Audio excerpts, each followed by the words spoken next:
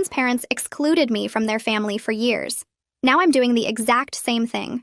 When I married Daniel, his parents made it clear I wasn't what they'd hoped for. His mother, Linda, would introduce me as Daniel's wife, never by my name, never as her daughter-in-law. His father, Robert, would leave the room when I entered, saying he needed air.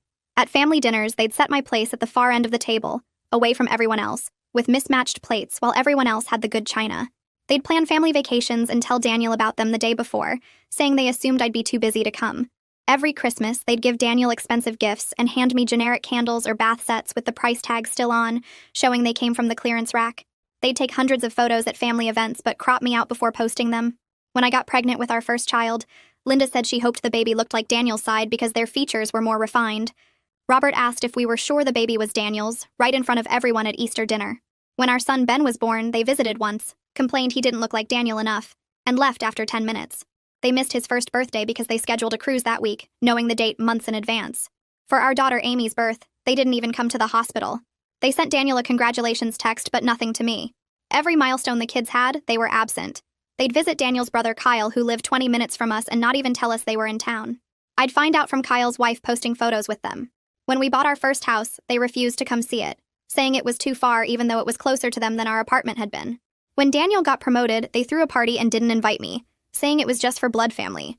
When I graduated with my master's degree after years of night school, they didn't acknowledge it.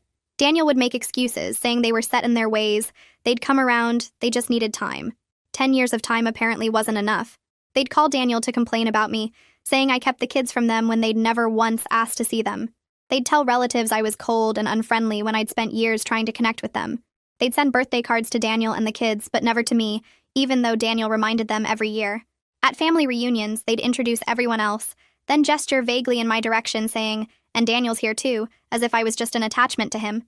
Then last year, Robert lost his job at 61. They'd been living beyond their means for decades, assuming Robert would work forever. They had no savings, huge debts, and were about to lose their house. Linda called Daniel crying, saying they needed help. They wanted to move in with us temporarily while they figured things out. Daniel felt obligated and asked me to consider it. I said yes, but I had conditions. They moved in on a Tuesday. I showed them to the smallest bedroom at the back of the house, the one with no closet that we'd been using for storage. Linda asked about the guest suite upstairs, and I said that was for welcomed guests. I gave them mismatched sheets and towels from the donation pile, saying the good linens were for family. At dinner that first night, I set their plates at the TV trays in the living room, while we ate at the dining table.